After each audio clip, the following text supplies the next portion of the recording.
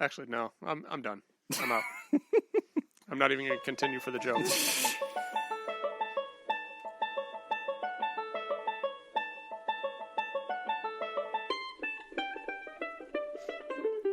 From fabulous Las Vegas, Nevada, this is Pod Therapy. Real people, real problems, and real therapists.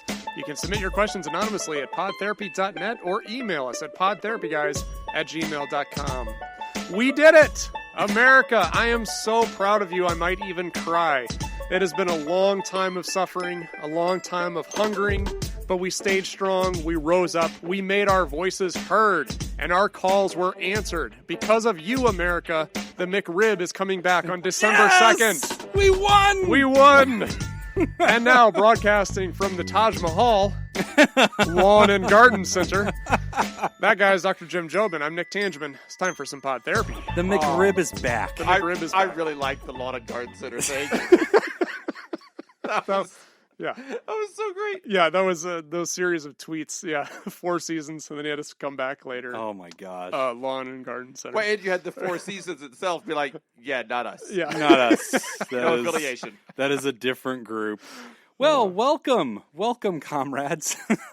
So this is the first episode that we are taping after the U.S. presidential election. We are taping it on the Sunday after the election, the 8th. So for us, it appears that President-elect Joe Biden and Vice President-elect Kamala Harris have made their announcements, that they've given their acceptance speech. Right. All that. But the McRib. But seriously, the McRib is back. Yeah. It's December 2nd. It's coming back. So that's a big deal. Mark your calendars. That's right. That's right. Oh, it's delicious. Oh, it's That's the biggest thing. That's the biggest thing. So if you would like to hear our more nuanced views of politics and the Trump administration and our thoughts on that, go to patreon.com/therapy.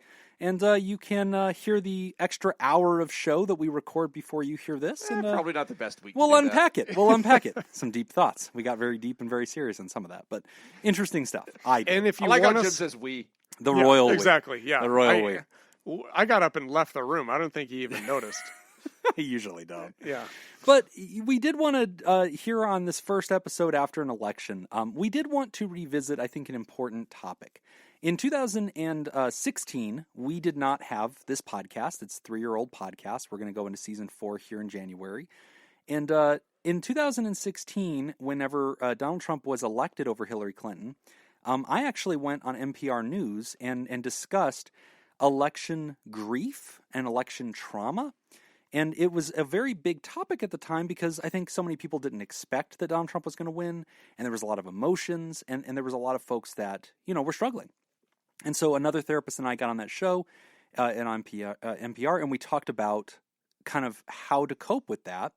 And I wanted to make sure that we talk about that today because, we suspect that a lot of our listeners probably feel like they would have voted for Joe Biden, probably did. We know that not all of our listeners did, and we know that your pro-mental health has nothing to do with whether or not you're conservative or, progressive or anything. It's just pro-mental health is more of a human team thing. So, we wanted to respect those who may be discouraged or may be uncertain after this election and speak to kind of the stages of grief as it applies to politics. Or, even, these are probably going to be some good skills to have for later because we don't know what's going to happen in 2 years or 4 years. Right. Yes. At some point, you are probably going to go through a loss. And in politics, I think that There was something I said on the NPR tape, which I think I've posted somewhere on Twitter. I'll post it again if you want to find it. But in that show, I kind of got disinvited from NPR for saying this. And I was surprised. Add that to the list, Jacob. Yeah. I'm also on the blacklist at NPR. So we got NPR, Nevada State College. Yeah. At the time, it was very fashionable to say Trump will bring the apocalypse. Everybody's going to be arrested. He's going to line people up in the streets. And that was the very fashionable thing to do. And I felt like People did line up in the streets. They did line up in the streets. But this therapist and I who were on the show, I felt like it was our job to be therapists about it and not have people be scared and tell them more rational truths. And so I said something that I don't think the host liked at the time because they were hoping I would, just say Trump is some kind of sociopath. And that was the beginning of my Goldwater principle of not doing that.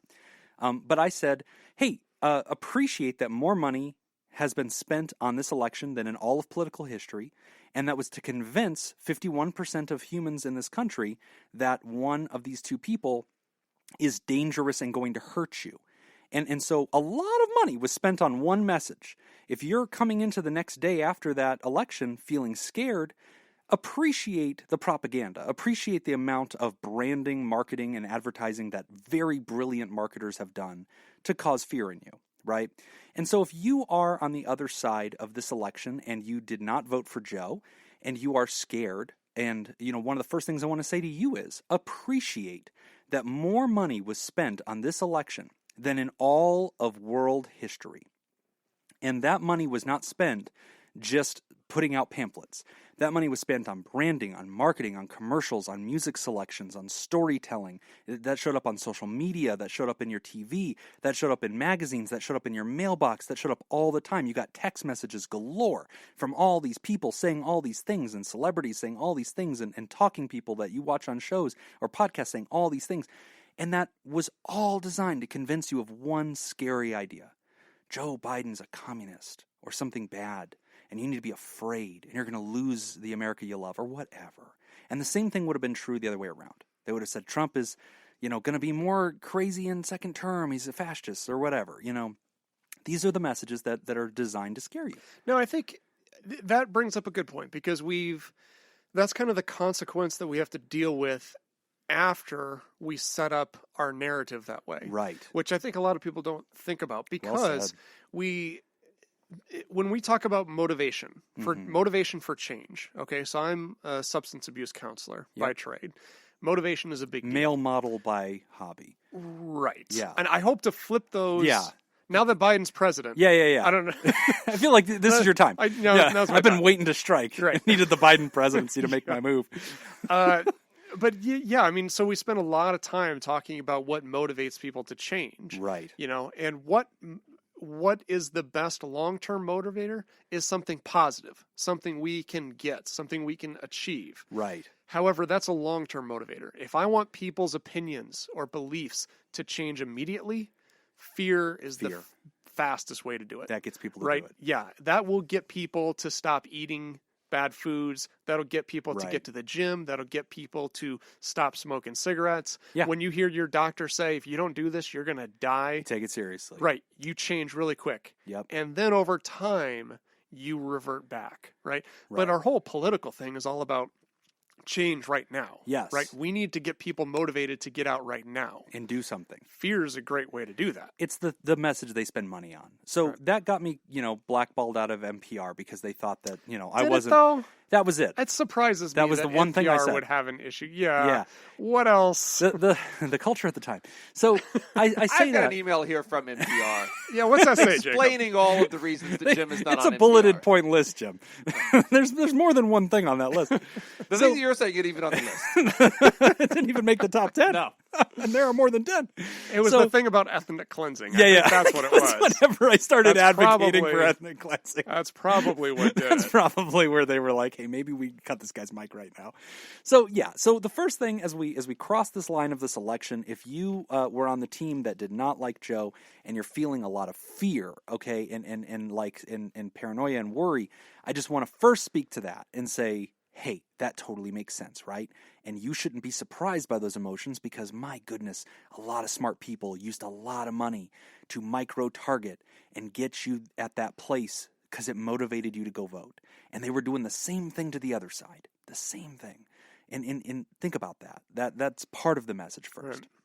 The second thing is to say, in the aftermath of losing an election, I think humans go through the stages of grief. And you've heard us talk about that on the show. We've talked about it in relation to coronavirus. We've talked about it in the past about losing loved ones. But we've also talked about it in relation to change. Okay? The stages of grief, I think, are too closely associated with loss, as if somebody dies. But in reality, they are a process for describing how humans confront and ultimately grow through change. And this is a big change. If you're a Trump person and Joe won, this is a big, scary change for you. Let's talk about the stages of grief. So I'll talk about the first one. There's 5 of them. The first one, denial. As we record this right now, that is very much happening. We are seeing diehard supporters of President Trump They are in denial about the election results. They are saying that there's going to be lawsuits, that these will soon be overturned. This is all a sham. Don't worry about it. This is just a blip. In 2 weeks, the same people that are celebrating in the streets for Joe Biden are going to be crying or rioting because it's all going to switch over. That doesn't seem extremely likely as we're recording this, and most folks seem to say that that's not probably how the Electoral College works, that's not probably how the system works. But if you find yourself hearing this message today and thinking, I'm clinging to this idea that he's still going to overturn this thing and win this thing, well, the stages of grief kind of predict that a human's going to feel that. I mean, you could have that going the opposite way, too. Yes. When things are going really well, and Yes. you go into denial because you've been hurt so bad. Yeah. As a Minnesota Vikings fan, I definitely relate to that. When they start winning, I'm like, no. And you know what's interesting is I think we saw a lot of Democrats doing that in this Oh, election. You know, as it was starting to pivot toward Joe Biden, as the polls were saying it was Joe Biden, as the Electoral College started saying it was Joe Biden, there was a lot of denial, or they were like, there's no way. Because 2016, they felt like the rug was pulled out from underneath them, like Vikings fans often do. Yeah. And so denial is the first stage. The second stage is anger, and that's likely to happen at some point in your spectrum too. Yeah, I mean, that's kind of when you've realized what's happening is happening, right? And then, obviously, anger is one of those emotions. I always call it a secondary emotion. Mm-hmm. So anger doesn't occur by itself. Anger is our response. It's our programmed response to previous emotions that we haven't dealt with, right? So we may feel hurt. We may feel fear, dread, abandonment, whatever it is. But ultimately, we're kind of programmed through society that anger becomes the emotion that we can express. Right. So all of that then just kind of boils up into anger, and that's kind of where we're at, right? It's natural. It's natural. And I think you're right, Nick. It's a secondary response, right? So the first thing is this election is happening. There is just this, I can't believe it. It's disbelief. It's denial. You know what? I refuse to believe it. This will not happen. And then I think the next thing that happens is just anger. And that anger can show up in lots of different directions. It could be pointed at pollsters. It could be pointed at the people that counted the votes. And you might still feel that, okay, the election results are solidified, but I'm angry at the way they did it. Or I'm angry that there were mail ballots allowed. Or I'm angry at the way that the media misrepresented, the president or anything like that. And that's very natural, guys. That's very natural. And another thing I want this message to be about is not just consoling those who may have lost in this election. It's also to speak to those who may have voted for Joe and won, but there's people in your life that are upset right now because their guy lost. And I hope that we're educating you about the spectrum that they're likely to experience so that you can be a human to them and you can be pro-mental health to them when they're in their stage of denial, that you can see that and say, yeah, that's okay. That's okay. Just let them work through it. You don't have to challenge it. You don't have to debate them. Just let them work through it.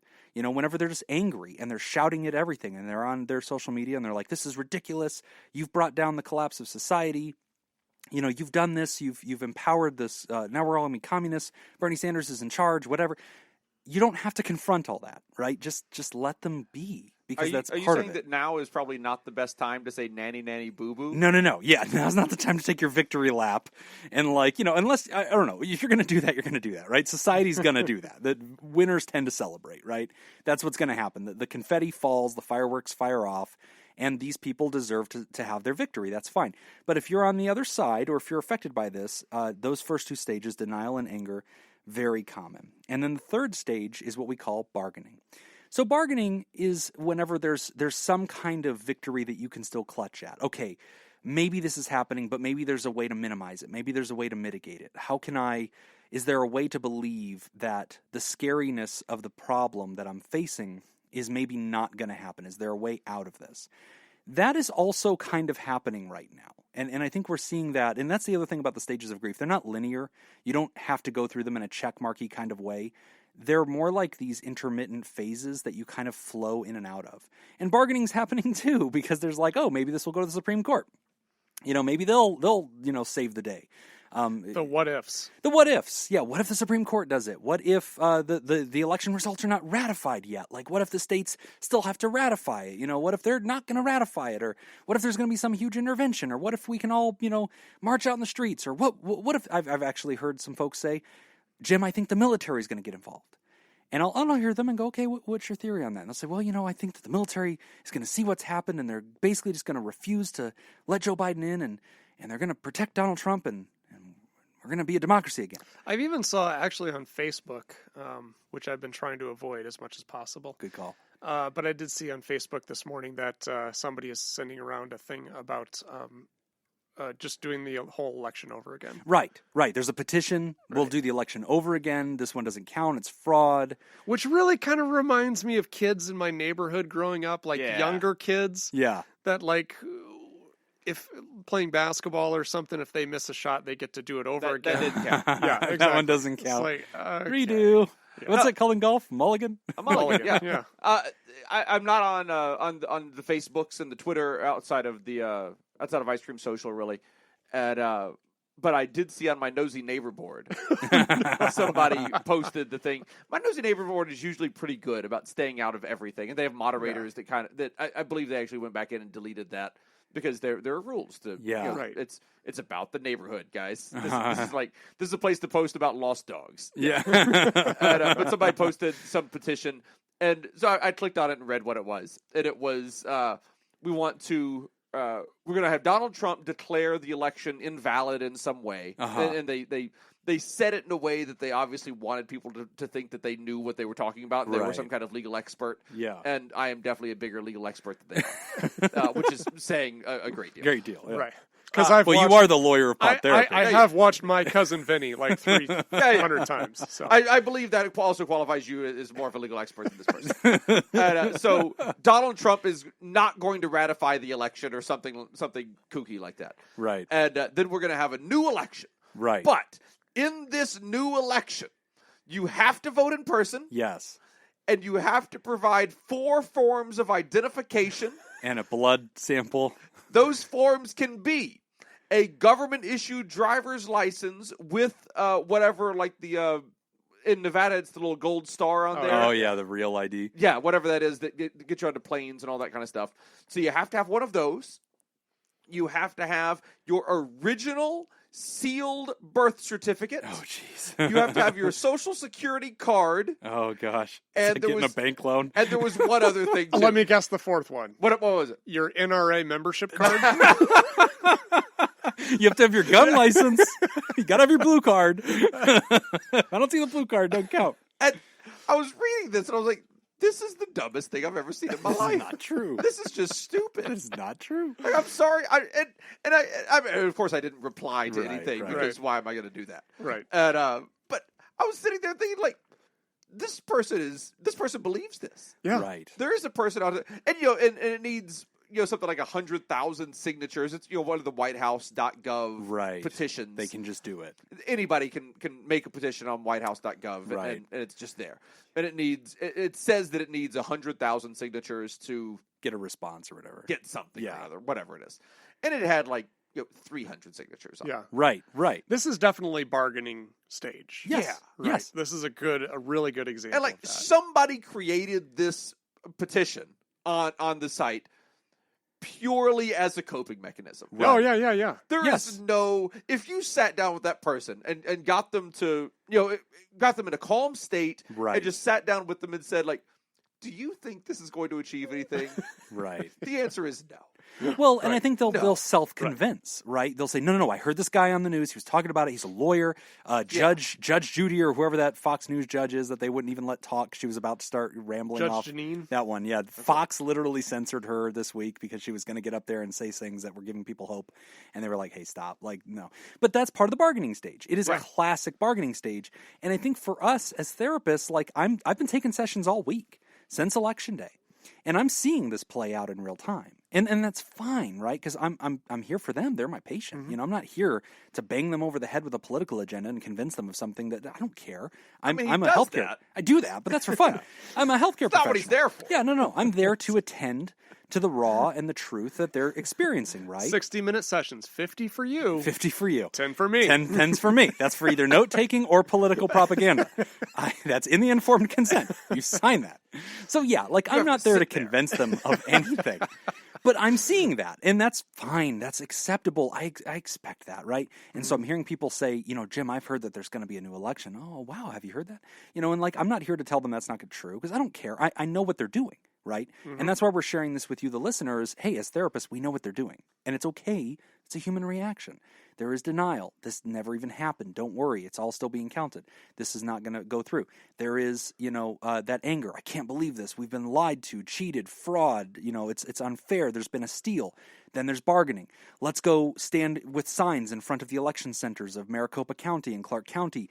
Let's find a petition. Let's get this thing overturned. Let's file the lawsuits. Let's have a citizen's arrest. You know, there's going to be something. The military's going to step in. There's some caveat. There's some Order 66 that people don't know about that, you know, like can be done. And the president didn't concede, so it's not official and it won't be official and he just won't, you know, and okay, that's okay. That's part of human beings digesting change. Right. It's okay. And if you have people in your feed that are doing that, my encouragement to you, since you listen to mental health shows and you know to be on team people, is just let them be. Let them be. Don't feel the need to confront. Don't feel the need to convince. Just let them work it out. And like that's part of it. Because they'll get through it. They will get through it. And then they'll get to the next stage. Depression. Which is probably where maybe you, at that point, want to intervene. That's where you Depression. Yeah. So, yeah, this could be decreased appetite, intense sadness, changes in sleep, either no sleep or way too much sleep. Right. Loss of motivation for previous shared interests or common interests, things that they were into. It's also important to note here with this one, too, that this isn't a sign of mental health. Right. This is a response to grief. Yes. It's a natural response. Yeah. This is where that human language thing gets in the way. That depression is sort of that one word that we use to describe anytime we see acute human sadness. But like, there's also a mental health diagnosis called major depressive disorder. Right. That's different, you know, but we might call it adjustment disorder, which we've talked about in the show before. Adjustment disorder is whenever you are having a disproportionate response to something that's happened in your life that's been interrupting and interfering within the last 3 months. Mm-hmm. And so if you're having this lingering depressive response to the election, at some point a therapist could diagnose adjustment disorder, and they're going to work with you on that. But at the end of the day, in the beginning, this grieving process says that's going to happen. After the things all happen, after they lose the last bargaining hope, after they see the change on the wall, after they feel the truth of defeat and they've lost that last strand of courage or whatever is holding on, that optimism is gone. Depression is natural. And if you're on team, you know, Democrat or Joe or whatever, or indifferent, and you see people that were very tied to the Trump campaign in your life, and they're going through that part of the spectrum, which I don't think will happen yet, but I think will happen soon, just be supportive, you know, because, yeah, again, you're on team human, you know, and so if they're saying, oh my, and here's signs that you'll know that that's coming. They'll say things like, America's over, democracy is gone, there is no country anymore, we are now, and then insert problem, we are now a communist regime. We are now a dictatorship. People are already saying that, yeah. But they're in the anger stage. Yeah. So a lot of it'll sound different whenever they're resigned. I need to pack up my family, and I'm going to be moving, you know, to Canada or to another country. Which is hilarious. Yeah, I saw all these TikToks. The Canadians were like, "Hey, no, like, you're going to find that we are way more liberal than whatever it is you're running from. Like, we have taxes here. Like, you're not getting our universal health care. Yeah. So, yeah, like, but again, people will, when you see them in that stage of being listless and discouraged and like, what is the point? Who cares? If they start saying things like the entire system is just rigged and there's no point and okay, that's the despair. That's the depression stage. It's in the fullness of defeat weighing upon the person. Again, it's part of how humans digest change. be attentive to them, be encouraging to them. If you're a human who goes through that part of the process, I guess I just want to speak hope to you. This democracy is very old. There's been lots of presidents. We've literally had presidents do very, very big radical things. We had a president who actually committed textbook genocide against Native Americans. That happened in America. We used to have slavery. We had presidents that ran on "I like having slaves" as the campaign slogan. The country has been through some stuff. We've been through world wars. We've been through a civil war. We have figured it out. Can you say the words that we had slavery with less of a longing sound in your voice? Yeah. Sorry. Let me spit that out. But yeah, so like even if you're listening to the show and you're on the conservative spectrum and you're starting to touch that depressive side, I want to speak to you as a therapist to remind you of the bigger story. That we are a country that's been through an awful lot. And even if you're disappointed with these results, just trust that our country continues to negotiate this. The other thing, and I posted this on Twitter, and maybe somebody who's listening to the show has seen me on Twitter saying this. Like the day after Election Day, I took a break between sessions, and I just went ahead and recorded a live tweet, a video, and said like 4 minutes of talk because of what I was hearing from my patients that day. And the thing I wanted to say is 50% of the nation is not this radical, scary idea you have. Again, a lot of money was spent to convince you that, right? Mm-hmm. But if you're a progressive or a Joe Biden person, 50% of the country is not, quote-unquote, racist fascists. And anybody who would vote for Trump is a de facto racist fascist. That is not true. I have people in my life that voted for Trump because they like his tax policy because they're business owners, and that's it. I have people that voted for Trump because they think his foreign policy makes more sense, and that's it. They do not hate other people that do not look like them. And I know a lot of people who voted for Trump as well, not believing that he's a racist or a fascist. And therefore they are not. Exactly. Yeah. And so you could argue like, oh, well, they tacitly are complicit in. Okay, fine. But at the end of the day, judge individual humans as individual humans, not as franchises. To learn more about this, go to patreon.com/podtherapy, and you can hear me rant about it for a while because I think there's a whole theory about this. But anyway, in the depressive stage, you could get depressed if you're a conservative, believing that half of your country is literally something, whatever the branding of the propaganda was telling you during the marketing. The only thing half of the country is literally is half the country. Right. Yeah. And that was something I said in the Twitter rant, is I was like, listen, we are the third largest country by population, okay? Second to China and India. China and India are like 98% homogenous. The same race, the same culture, the same language, the same ancient traditions and stories and histories, mostly the same religious views. America's 330 million people from every possible continent, every language, every skin color, spread over, by the way, the third largest landmass country in the world as well, touching 2 different oceans, 3 if you count the Arctic, in the entire northwestern hemisphere, spanning an entire continent. It is extremely not homogenous, but the other one. It is extremely diverse, and when we are not anything. We are not all one thing or the other thing. There are 2 parties to represent this gigantic hodgepodge. We don't even speak the same version of English in different states. Like, we have different dialects, different histories, different traditions, different cuisines. We have every possible ecosystem in the world, from deserts to Arctic tundra to rainforests, all inside of the same country. We are not anything. We are not all one thing or another thing. We are way too diverse to be that. Don't lose sight of that. If you're a conservative who's frustrated with this loss, don't believe that half of your neighbors are some scary thing. We're not. We're just your neighbors. We're just your community. And so in that depressive state, don't lose sight of that bigger picture. And then hopefully you move on to the last stage. Acceptance. And acceptance is when you finally start to realize, well, I'm unhappy with these results. I'm going to work, toward the beliefs that I have, but we're going to be okay. Your family's going to be okay. You're going to be okay. There's not going to be a throwing out of things that you're used to.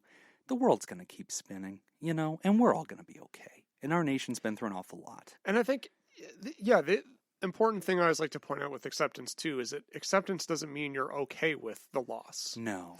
It means you've come to peace with it. Right. For me, acceptance, when going through the stages of grief, have always been, for me, it always ends the same, which is my acceptance comes from the idea that I will adapt and survive. Yes. Regardless of what dramatic or traumatic experience I've been through, it always comes back to the fact that, like, okay, this sucks, but I'm going to survive it. Right. I will adapt to it. Whatever this change is, I'm going to adapt. It may not be what I want, but I'm going to be all right. Yeah, I'm going to be okay. So, listener, if you are somebody who voted for Trump, and if you are disappointed in these election results, and you're finding yourself going through these stages, listen, that's very natural. You're going to be okay. It will eventually come together. You will remember that you are part of a large community, that your neighbors and your community members are friendly to you, that you are loved and respected, and that you matter. And that your opinion's part of the story too, okay? And so it is going to be okay. And if you are somebody who supported Joe Biden or, wanted him to win, and you're seeing people in your life who are going through these stages as we've described them, I'm just going to call you to being kind. I'm going to call you to being kind and humane. The election part is over. There is no need to yell at people. You can just be friendly to them and compassionate to them. And I hold you to a higher standard, listener, because you listen to shows like Pod Therapy. So whenever you recognize these symptoms, they're not strange to you. You go, oh, yeah, Nick and Jim were talking about that. Okay, so this human's going through the stages of grief and change. Like, let me just be a human to them. Let me be a friend to them. That's what they need right now, okay? You don't have to refute them. You don't have to debate them. You don't have to entertain their views. Just be present. That's okay. That's usually the right response to grieving. Yep. I would also ask, over the next 4 years, when we're gearing up to another presidential election, let's think of some thin things that are not razors. So let's not say that everything is razor thin. Okay, yeah. We need better examples. And let's also think of bad things that aren't Nazis or pedophilia. Yeah. Yes.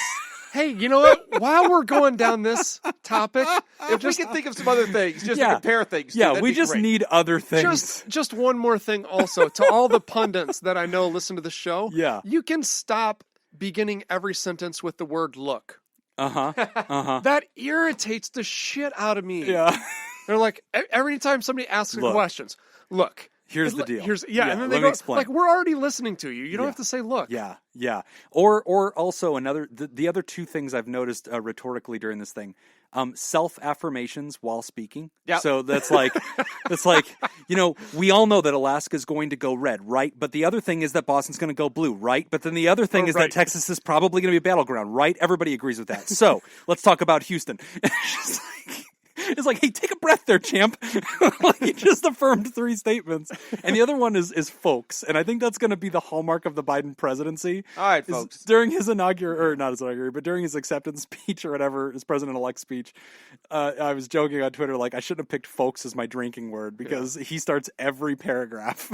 Folks. And I was like, here we go. I'm from Iowa, so I'm okay with folks. You're fine with folks. I'm fine. I'm pro folks, supper. Yeah. Oh, geez, not supper. And ope as well. What's ope? Ope is just kind of like when you make a mistake? Yeah, you bump in front of somebody. Ope. That bothers me. I'm offended at this. Oh, I'm gonna ope. Thank you. I'm glad. Ope. I'm glad to know that. Yes. Ope. Oh. Yeah. Also, and this is the thing for everyone, you don't need to start a sentence with the words "in my opinion." Yeah. You are the one speaking. We know it's your opinion. Declared. Yeah. That's like starting a sentence in writing with and quote. But then also having quotes. We know. We have the way to know that. If you're repeating someone else's opinion, you could say, like, in Jim's opinion. Yeah. You don't have to say, in my opinion. Right. Yeah, I love what you said about the Nazis and the pedophiles thing. Like, we can find other things that are also considered bad, but are not those two things. Right.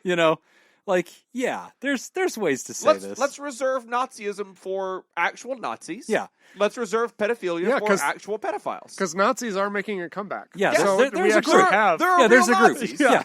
Maybe you could say use the word Nazi to describe them. This political group is the sandals with socks of problems. There we go. There it is. That's a horrible thing. I agree. Those are like sandal sock wearers right there. Yep. Like, there you go. That's atrocious. Yeah, we could all just agree with that. In my opinion, that's one of the worst things you could do. Yeah. And it's not a political party or hurting humans. I'm going to go have supper. Oh. There you go, some supper. All right. We're going to take a quick break, thankfully. And when we come back, we are discussing why did Jim quit teaching? You're listening to Pod Therapy. Lack of interest. This week's Therapy Producer sponsor is Ellie O'Dare. Ellie! Thank you, Ellie. The theme is vice presidents. Okay. So this is by request because you guys that's wanted right. some vice. You did it! Vice presidents. Trivia. So here we go. Okay. Here's your question. Yes. Who was the vice president for the 10th president of the United States, John Tyler? Vice president for the 10th president of the United States. I'm angry John that you Tyler. didn't pick a more modern one. I picked. Okay, I'll explain this later. I also don't know who John Tyler is. Oh, it's probably going to be somebody that matters. Does this person show up later in American history? Or... No. Oh, great. If you would like to join Ellie O'Dare and make the show possible, you go to patreon.com/therapy and sign up. Again, it's patreon.com/therapy. Okay. I'm pretty sure the curator of the John Taylor Library doesn't know. Tyler. There it is. That's why it's so irrelevant. Now, do you have a guess? It's kind of a trick question. Yeah, no so shit. I apologize for that, but Okay. I found it really interesting. Okay. So he has I think in that time, maybe it wasn't required? 10th president? I don't. 10th president. Your vice president was not your running mate. Yeah, I think Is they that- fixed that in like the third election. I cannot confirm or deny that. I don't right. know. It's not the direction I was So going. Jefferson, They did have vice presidents. Jefferson's the second president. No, you had Right. vice presidents, but for quite a while it was the vice president was the person who came in second Yeah. in the presidential Aaron race. Burr was the vice president under Jefferson, and he ran against him, according to the musical Hamilton, where I get 100% of my historical data. Correct. After that, according to the character who plays Jefferson, they fixed it. Okay. At least in the song, they fixed it after that. So the answer Okay. is no one. He didn't have a vice president? Because Tyler was the vice president when William Henry Ah, Harrison there we died go. in office Oh. after only 31 days. And they didn't have And him. so the vice president position remained vacant throughout his presidency. Oh my gosh. There you go. Yeah. Wow. That's There you go. interesting. See? No, That it's- is fascinating. I apologize for the trick question, but that But was no, kind of that was, you know interesting. what? You redeemed yourself. Oh, thank you. Also, fun fact about William Henry Harrison. Do you know how he died? Nick, Yes. if you do, you don't count. Yes. Because you Okay. actually looked it up. All Jacob, right. do you know? Yes. How did he die? He caught pneumonia during his inauguration day speech. That's correct. He gave such a long ass speech. He caught pneumonia and died in like the first 2 weeks of his It presidency. wasn't that his speech was exceptionally long. It was exceptionally cold and raining. There's that. On Which means Inauguration any Day. amount of talking is exceptionally long Well, in those conditions. And he was encouraged to not go outside and give his speech. And he said, "No, I'm going to go give my speech." Yep. And the ghost of William Henry Harrison continues. I can tell to you a haunt fair that. amount about William Henry Harrison's political career What? and his military career beforehand. Are you serious? William Tecumseh Harrison. Oh, Tecumseh. Ah, that's Yeah. why you know that. He was a general who fought in the Shawnee Wars Wow. during that time period. So Because for a long time, the only people we elected president were victorious generals. So Lin-Manuel Miranda, if you're looking for inspiration for your next musical, William Henry Harrison. I think that's what's up. That's a good name to sing to. William Henry Harrison. Yeah. My name is William Henry Harrison. I need to find heavier things No, to throw. this is fine. This is fine. Why did you quit sharp teaching, things. Jim? Here's a letter that we got. Hey, Lack of interest from the students. There was just nobody in the room anymore. Hey, I have another question. This one is specifically for Jim, and you guys can feel free to answer on air or not. Well, we're doing it on air. What made you decide to leave teaching to work in mental health? I love teaching. Oh, the person's a teacher. I love teaching, but sometimes I feel like I could do more good doing something else. When I filled out the values activity that you guys posted, helping others was my number 1 or 2. I originally wanted to go to law school to be a family attorney because I have always wanted to work with and help children, especially coming from a divorced family myself, but then decided to be a teacher. I'm in year 6, but constantly toy with the idea of going back to school for either law or counseling, preferably doing couples and family therapy. I'm currently in therapy for anxiety-related issues, but it's just started, so haven't had the opportunity to bring this up with my therapist yet. Thanks, Anonymous. Good question. So I think that this actually opens up the door for both of us to speak to why we selected the career. You know, we've talked about it in the past, but what's interesting is I was having a conversation recently in the last month with a listener who just reached out and said, hey, can I ask, why you guys became therapists, something like that. And it's just a side conversation.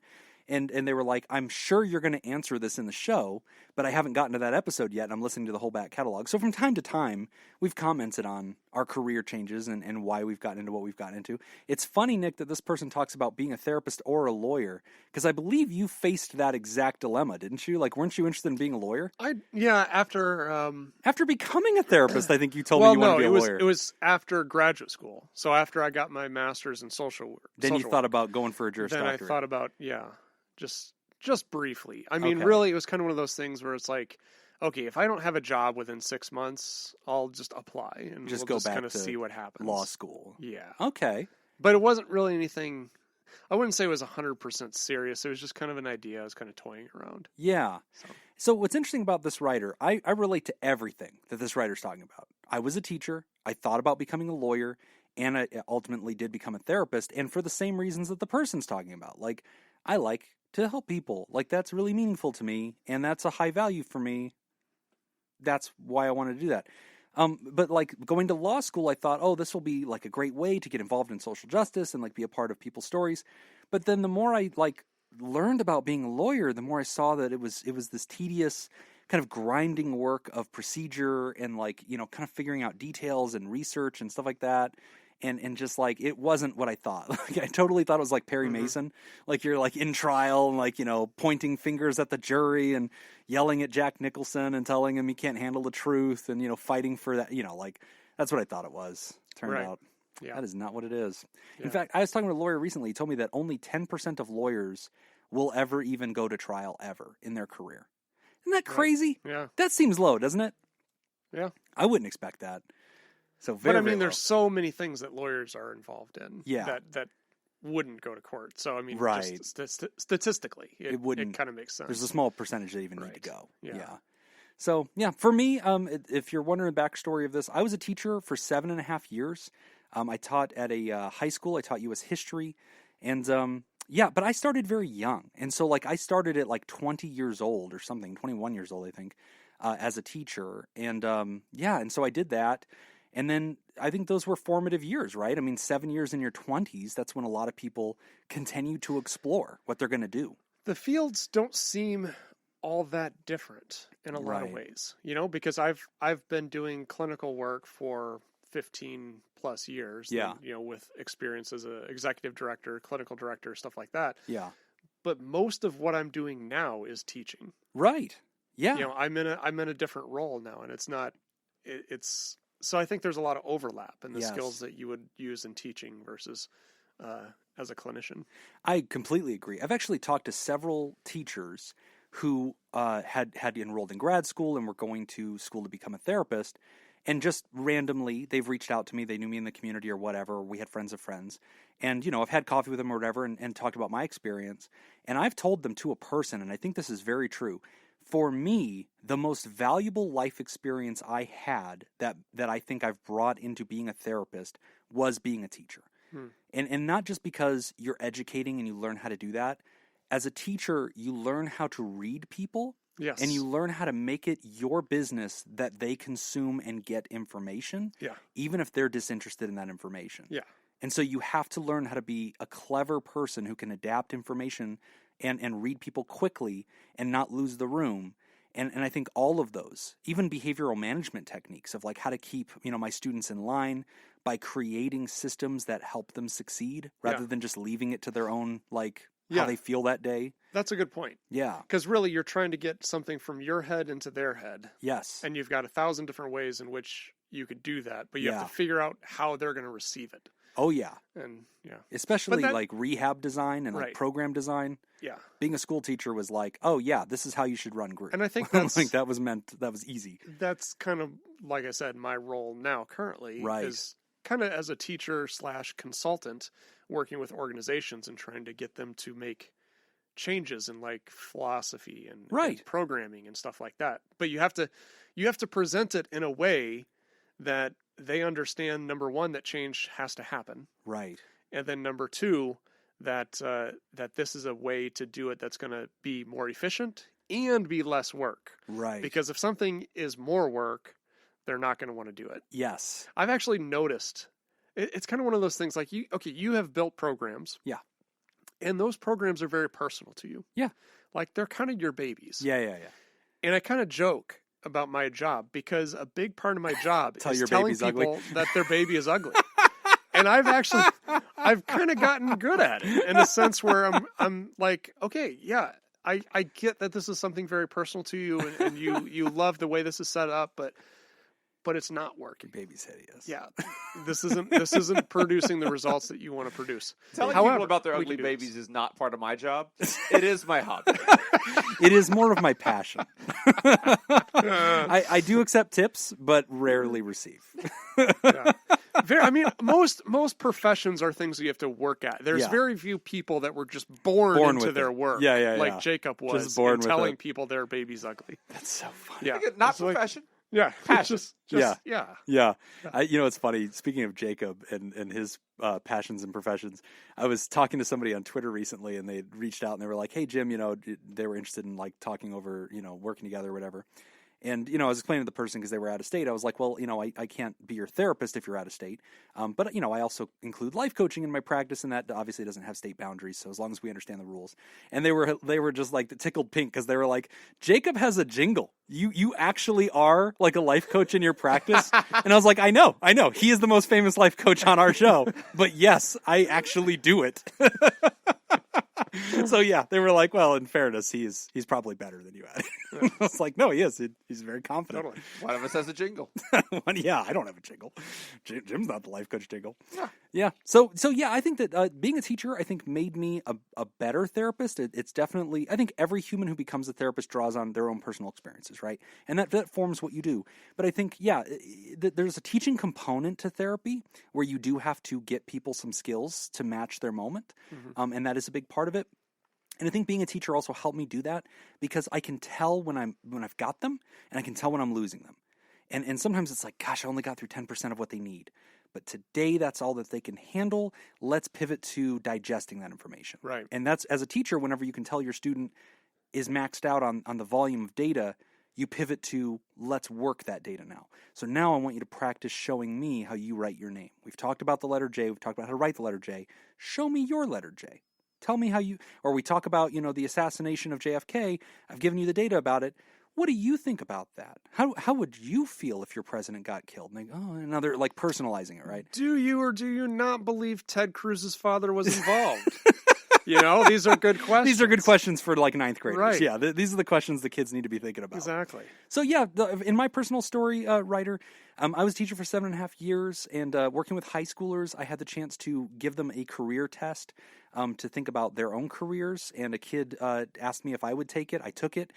Therapists showed up on there a bunch.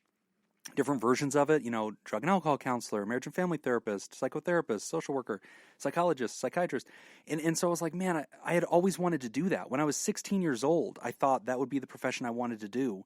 And when I was 16, I actually looked up therapist, like a psychologist. I found one in an office building down the road from me. At 16 years old, I typed up a resume, like the first resume I ever wrote. And it was like all of the clubs and stuff I was a part of. And then I wrote like a cover letter and basically to that therapist saying, I would like to volunteer as an intern in your office. I had no idea what it was to be a therapist. There's no place for an intern to like sweep. It's not a barbershop. There's nothing to do. But like I wrote this person a letter. I had my mom drive me to the office. I slipped my envelope underneath their door and really hoped that they would call me back and that I could, I don't know, somehow study under them. Like I thought at 16 years old, that's how things worked. They never called me back. I got discouraged. And then I looked it up and was like, well, I'm not going to go get a doctorate. Like I didn't like school very much. And so gave up on it, decided I would go into ministry, studied that, ended up as a teacher, and then gave those kids a career test. And then it said therapist. And I started doing more research and realized, wow, you can do this. Go get a master's degree in this. It's meaningful. It's a larger master's, about twice the size of all other master's degrees. Combined.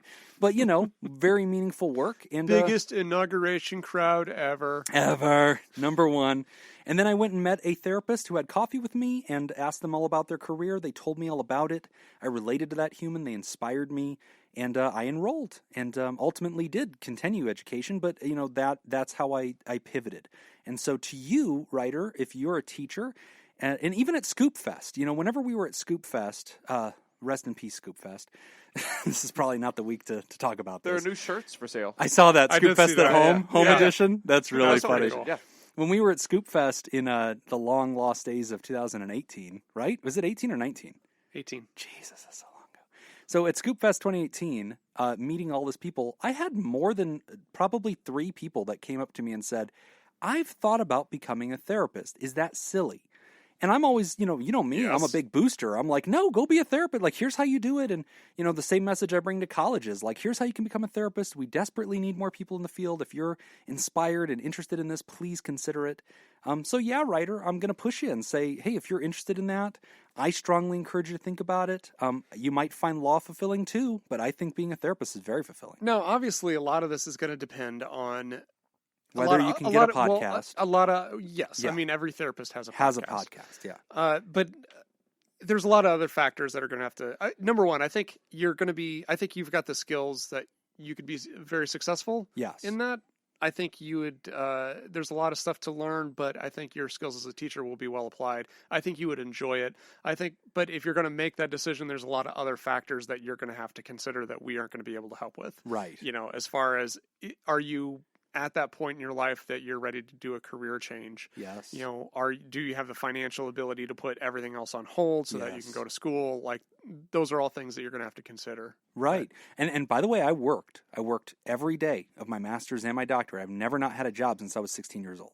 So it's very possible to work through while you do that. Even when I did my student practicums and internships, I was working my day job as a teacher and then going and doing free therapy at a clinic every day after work until, bedtime. So it's draining, though. I did that in my 20s. I don't think I have the wherewithal to do it now. He's 20-something years old. I was very hardy. But anyway, great question, writer. And hopefully anybody out there that's thinking about joining this profession, look into it, man. Masters. Go get a master's and pursue this if that's something you're passionate about. It's a great career, and we really enjoy what we do. So glad for the question and glad to have the opportunity to talk about the profession. Thanks for listening. We're going to take a quick break, and when we come back, we're talking about distance breakups. You're listening to Pod Therapy. This week's Therapy Producer sponsor is Judy Schneider. Judy! Thank you, Judy. And our second trivia question is, who was the vice president of Abraham Lincoln? Oh, God. William Henry Harrison. Yes! Is it, okay, so Truman was I thought you were going under... to guess Charles. It wasn't a Charles. in charge of our I'm just going to throw out democracy. names to throw you off. I think it's Johnson. Is it? It's Andrew. not Lyndon Johnson. It's That was Andrew under Johnson. Andrew Johnson. I feel like I get half credit. He helped me with the first name, but I was right. Well, the first name makes a pretty big difference. It's Kinda- the last there's a lot of name's Johnsons. Johnson. Yeah, there's a lot of Johnsons. That's true. I don't know if I'm getting away with That's that. an easier one. Yeah. He was later the president. Oh, that's Right. right. Yeah. Yeah. Because Very soon after Lincoln, Yeah. he was the he president. did If get his you turn. would there. like to join Judy Schneider and make the show possible, go to patreon.com/therapy and sign up. Again, that's patreon.com/therapy. Also, interesting fun fact about Andrew Johnson: he was impeached. Yes. Yes, I believe he was the first president to be impeached. What for? He was I impeached. point like this because I want you to think that I know. Yeah, listener, he's pointing at me in a very accusatory way. I believe it's because he tried to fire Seward, his Secretary of State, and the Congress at the time believed that because that person had been Senate approved, that the president could not just do that and reappoint somebody else. He did it. He was impeached, and it was mostly on the issue of executive power and abuse of executive power. I actually think that's right. Okay. It is. I did a whole Uh-oh. I did a whole Okay. Patreon about Trust that. me. Trust me. it When is. Trump got impeached, I recorded a whole Patreon episode just for Patreon in which I said I need a to whole pay, bunch of things I about need this. to pay a lot more attention to our Patreon. Yeah, I do a lot of shit you don't know about. Just getting away with murder over there. Go to patreon.com/therapy to see all of my hijinks. But if you go in there and you search impeachment, you'll see that just impeach. When President Trump was impeached, I did a review of all the people who've been impeached and why. And then Smitty Scoop got in there and said, hey, you're wrong about 50% of this. Yes! But I was not wrong about Way to go, Andrew Smitty. Johnson. Way to go, Yeah, Smitty was like, hey, Jim, most of this did not happen. You are wrong. Smitty knows his shit. Smitty does know his shit. He Yeah. gets you really Yeah. quick. But I believe I passed on this that one. podcast would be a lot different if we didn't know that he was listening. And we thought we can get away with more. That's true of a lot of our listeners. I have a little box in the back of my head that's like, okay, what's Ulrika gonna say? Like, what's Manu doing right now? I'm imagining Manu typing. I'm like, okay, stay in the lines here, Jim. So we have a lot of people keep us accountable. Distance breakup. I tried to bully this guy into apologizing to me because he was giving me the silent treatment after leading me on, and then hopped into a relationship with someone else. I was so angry. I just snapped. I don't regret it, but he was never worth any of my energy and never cared about me. It was long distance, and I know most people aren't built for it, but I always told him it's okay if you meet someone else, just tell me. And he chose to tell me by ignoring me and tweeting about how in love he is. I wished I never snapped, but I can't take it back. I've been emotionally abused and treated like pure trash in the exact same way with a guy before, and I don't know if it's some type of thing that guys do to make women feel or go crazy. I'm refusing to react like that for my own dignity ever again. I never want to remember or speak of these men or my experiences again, but they gossip and smear my name for the way I reacted for their mistreatment of me. Any advice, Anonymous? Okay. I'm confused. Here's the summary. I think that they don't identify their gender, but let's assume female. The woman is saying, I had kind of this long distance thing with this person. It wasn't like I don't officialized. think we should assume the gender, but that's, yeah. Okay, that's fine for the purposes of telling the story. So the person writing saying, I had a long distance thing with this person. We had an agreement that they could talk to other people or whatever. Please let me know. Okay. They just ghosted me. That hurt me, and I reacted. I reacted in a way that people saw, and now I'm getting gossiped about, and I'm embarrassed about how I reacted, but also angry that this person ghosted me as a way to tell me they found somebody else. But was it after the ghosting that they proclaimed love on social media? I get the feeling that the writer reacted or the writer to the proclaimed ghosting. love? The person who ghosted the writer proclaimed their love for somebody else. Oh, for someone on else. social media. Okay. Yeah, Okay. and that was part of the recipe Sure. that Okay. led the writer to explode. That was my confusion. Great. That's what it happened. Okay. So yeah, writer, I think first thing, I think it's just to acknowledge, that you're hurting. And I think to acknowledge that humans are bad at communicating unpleasant news. One thing that you said in there that I just want to kind of point at is I want to be careful with this assumption that men as a franchise offer silence to make you feel crazy. And I think that's why we can identify the gender of the writer, because I think that they did say to make women feel crazy. Oh, I think you're right. As Yep. if she is experiencing that. So I would caution against that. Obviously, I'm going to, I'm going to say, hey, let's not make these generalizations. Also, I think that when humans ghost, it's not malicious. They're not rubbing their hands together and saying, ha, ha, ha, ha, this is really going to hurt this person. I think that they're in their own truth and looking in another direction. And so it's more negligence than it is malfeasance. I think there's another reason why that happens too. Why? Which is just that we don't like conflict. We don't like conflict. Yeah, I think that's what I think that's a big part of it. Yeah. I think it's, for a lot of people, I think especially now with like online dating and things like that, it's a lot easier if you're concerned about someone's feelings to just ghost somebody, and then you can just pretend like it never happened, and then you Right. don't have to actually face the discomfort. Right. It takes a lot more energy, I think, to actually tell somebody, hey, this isn't working, and I don't want to do this anymore. Right. And I think that's the right thing to do. That's the right move. That's, but I can see why people don't do it. There's no good way. Because it's the uncomfortable. pain was coming people, no matter what. People will always try to decrease the level of discomfort as much as humanly possible. And if that means that they just kind of slowly fade out and change their status and just kind of start aiming in a direction. which sucks if you're the other person, Right. right? I've been ghosted. That's terrible. Right. It's annoying. It's frustrating. Well, yeah, I think that's I came well said. back. Yeah, yeah. Jacob I know, eventually but I wrote you haven't, back. Jacob. Yeah. My heart still hurts. But no, Ryder, I think that there's a lot of truth to that. I think that, yeah, humans avoid conflict. I think that they're sometimes negligent. I think they also don't feel a burden of responsibility for everybody, for the other person's emotions, which you're allowed to be hurt by. I think you're allowed to be disappointed by. I think you're allowed to be frustrated by. And I also appreciate the other thing you talked about. We've all had our explosive, regrettable moments on social media and out loud, and in our emotion. It's raw, and it just comes out of us, and it's not our best look. It's not our best, most thought-out, mature thought. It's not the thing we want on the record. And and then we kind of get, raked over the coals for it. And I relate to you, Ryder. I did see something on, I think somebody posted this on like Instagram or something. But it was really meaningful. And I thought like, yeah, that actually makes sense.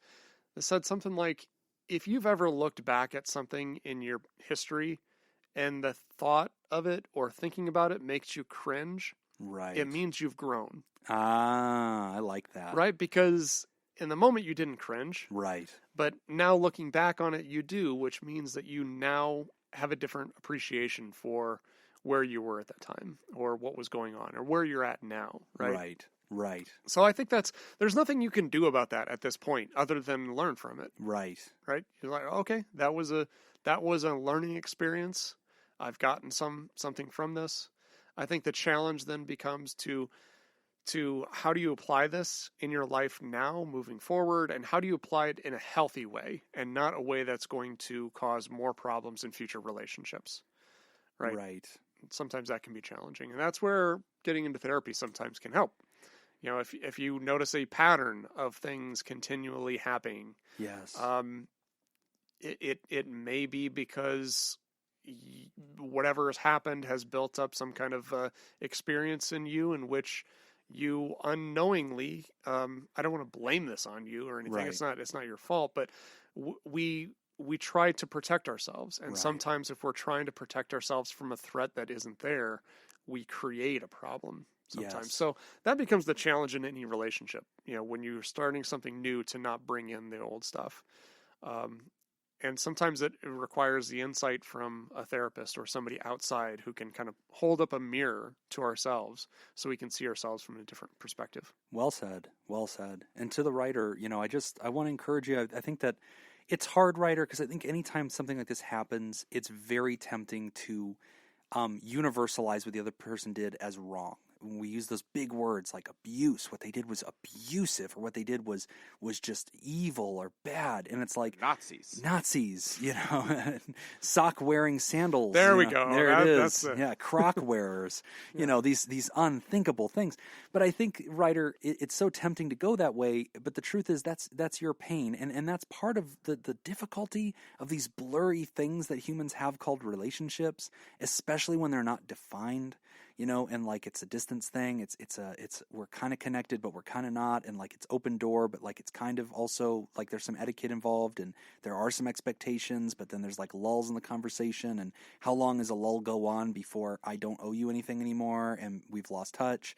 Like these are so subjective and so difficult and so vague. And that's tricky sometimes, right? Because in some ways we're kind of set up to be disappointed, because it's rare that those are going to turn out in a way that's super duper satisfying. I think another thing too, I'm very pleased, that the writer is saying that they realize what they did after the fact, how they reacted in anger, was wrong, and I think that's great. Now, hopefully, this is a lesson that has been learned: is that when we're frustrated, when we're angry, when something just hits us and it's new and it's fresh, sometimes the best thing to do is to do nothing. Right. Doing nothing is a viable option and a really good option. Sit on your hands, because you don't want to overreact and make the situation worse. And this is a common thing that happens for every human being, because what happens is we've got our logical part of the brain and our emotional part of the brain. Right. And our emotional part of the brain is not used to make executive decisions. It just reacts emotionally, right? This is kind of that lizard part of the brain. That's not the part of the brain that should be posting anything on social media. Yeah. It's not the part of the brain that should be talking to somebody, trying to resolve a problem.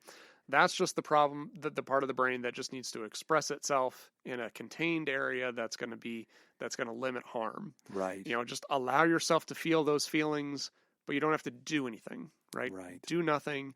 Allow yourself to kind of stabilize, allow that other part of the brain to come in, and that part of the brain can work on the problem solving. Right. So last thought on this from me, Ryder, you asked at the end, any advice on how to deal with this? Don't look for justice, look for healing, right? There's no justice. You're not going to get this apology letter. There's not going to be this jury of your peers that look at the situation and say, we adjudicate that this person, the defendant, was wrong and that you are right, and now we give you social coins, that now you can feel the difference of. No, those are all make-believe ideas. At the end of the day, silence is your friend. Embrace silence. Go through your own personal emotional truth. Heal on your own. That could be talking to a therapist. It could be journaling. It could be self-reflection. It could be the sting of this, but also the acceptance of this. Go back to the beginning of the show. We talk about the stages of grief. You might relate to some of that. And so you go through that for yourself. And then I think in the aftermath, there's an acceptance of this without necessarily looking for retribution or justice, which in the end, honestly, is usually what's healthiest for you. Great question, though. A lot of people relate to that.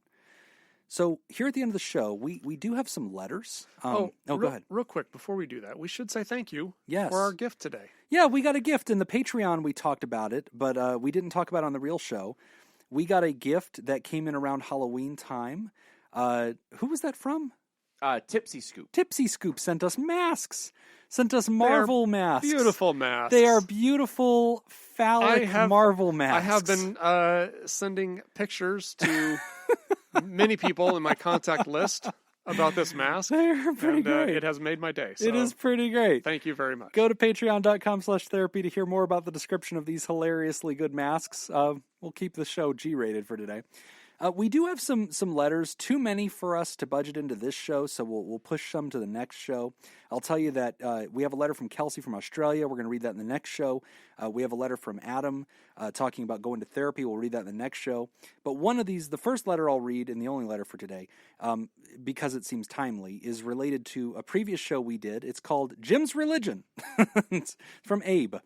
Hi, guys. I was listening to your podcast, PodTherapyGuys, and you started talking about the existence of God. At first, by the way, the writer's referring to an entire extra Patreon piece. I have no idea which number episode it was. It's in one of the last 4. It's recent, though. It might be the one right before this one. Could be. And if you go to patreon.com/therapy, you can hear what the writer's talking about. And you started talking about the existence of God. At first, I was going to ask Nick if he had asked you Penn's question. If your God asked you to kill your child, would you? If you say no, then you are already an atheist. If you say yes, please reconsider.